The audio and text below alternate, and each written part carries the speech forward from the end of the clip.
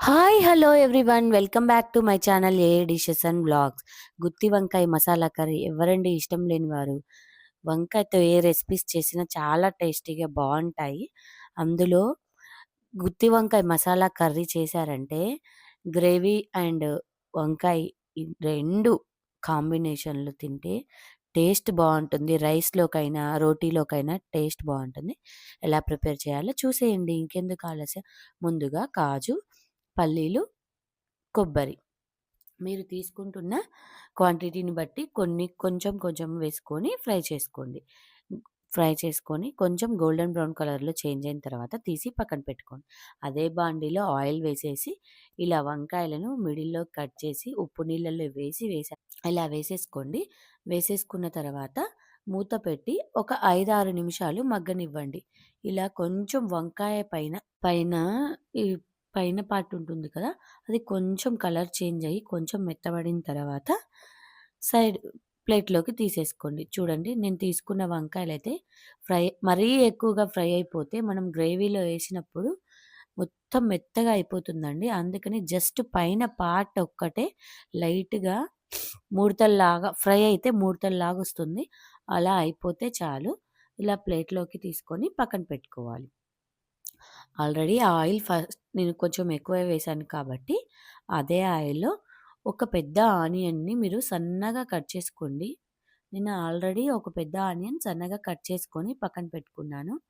Video length లేకుండా మీకు short and స్వీట్‌లో చెప్దామని నా వీడియోస్‌లో ఎక్కువ లెంత్ ఏమి ఉండవండి మాక్సిమం.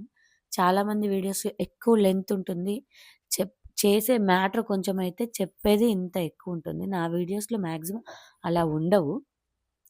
ఒక పెద్ద ఆనియన్ తీసుకోండి. ఇలా ఫ్రై అయిన తర్వాత కొంచెం మాత్రమే ఆ మిక్సర్ జార్‌లో తీసుకున్నాను. మిగిలినవి మొత్తం హాఫ్ ఏమో మిక్సర్ జార్‌లోకి తీసుకున్నాను. మిగిలినవి అట్లా పెట్టేసాను. ముందుగా ఫ్రై చేసినవి ఆమ్ ఆనియన్ అండ్ ఎండు కారాన్నయితే ఒక టేబుల్ స్పూన్ వేసేసి మెత్తగా మిక్సీ పట్టుకోండి. ఈలోపు ఈ ఆనియన్స్ ఇంకొంచెం ఫ్రై అయ్యాయి. అందులో ఒక టేబుల్ స్పూన్ అల్లం వెల్లుల్లి పేస్ట్ వేసేసుకొని, అల్లం వెల్లుల్లి పేస్ట్ పచ్చి వాసన పోయేంత వరకు ఫ్రై చేసుకోండి.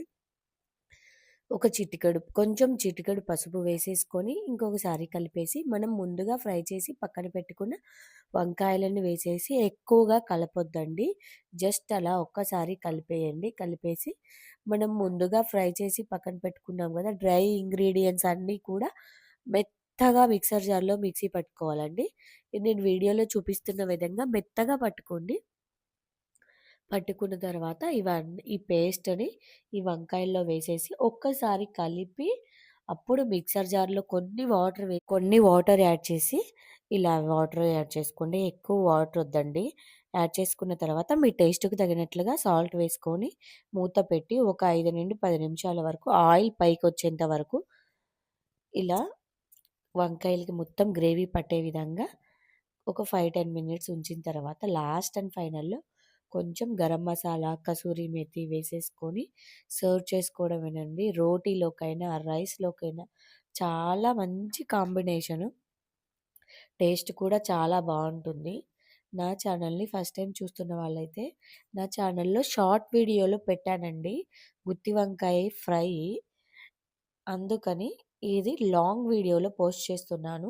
లాంగ్ వీడియోస్ చాలా తక్కువ పెడుతున్నానని చెప్పేసి, ఇది లాంగ్ వీడియోలో పోస్ట్ చేస్తున్నానండి. గుత్తి వంకాయ మసాలా కర్రీ. షార్ట్ వీడియోలో అయితే గుత్తి వంకాయ ఫ్రై కూడా ఉంది. ఫస్ట్ టైం నా ఛానల్‌ని చూస్తున్న వాళ్ళైతే సబ్స్క్రైబ్ చేసుకోవడం మర్చిపోవద్దు ఫ్రెండ్స్. కోల్డ్, కాఫ్ అస్సలు హెల్త్ బాలేదండి. అయినా వాయిస్ ఓవర్ ఇస్తున్నా. వాయిస్ ఏమన్నా అర్థం కాకపోతే ప్లీజ్ ఇగ్నోర్ చేసేయండి. Thank you for watching, friends. Thanks for watching, friends. Subscribe to my channel, Subscribe to my channel. AA Dishes and Vlogs. Hey, this is Unbox. Vlogs.